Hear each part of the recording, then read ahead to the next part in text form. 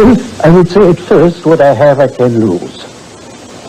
In other words, if my sense of identity is based on what I have, on my possessions, if I can say I am what I have, then the question arises, what am I if I lose what I have?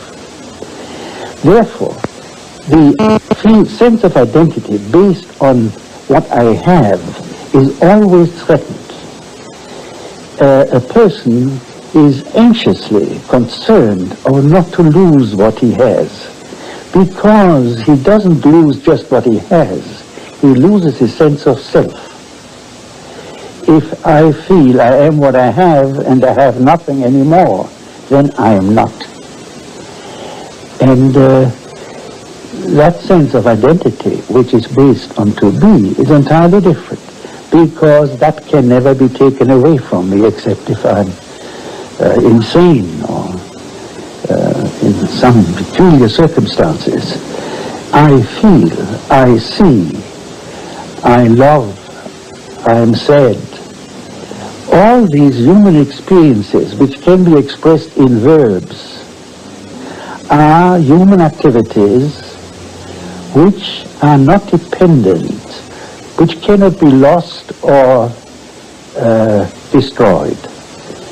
And therefore, the person whose sense of identity is based on what he is, that is to say, on the expression of his inner faculties, potentialities in the world, or in that sense in what he does, but does not in an outward sense, he does not have the anxiety to lose himself because something may be taken away from him.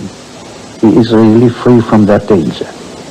It's perfectly clear to me that the being, as you speak of it, is a process of the quittance of self, and you refer to authorities. One of them most admired, the one which you most admire, is Master Eckhart. Another, I think, is Marx. And I'm wondering if the source of your book, your thinking in to have and or to be, finds any source in Marx. Well, in fact, the whole concept of having and being, in the way I find it, stems for me from Marx. Perhaps I can read just one sentence from Marx.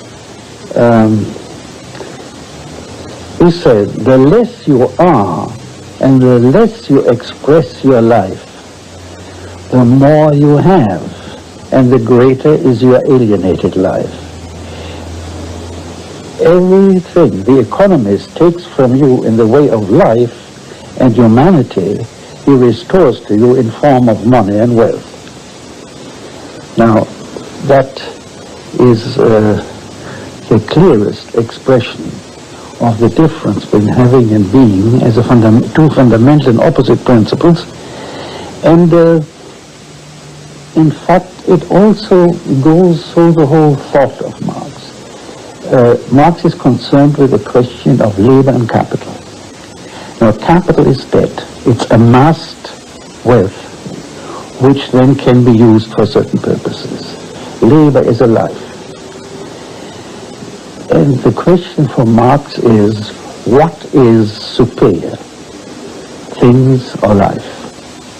And in his criticism of capitalism, I think between the line or the lines of perhaps as a background, there is the question of life or things and the battle for life.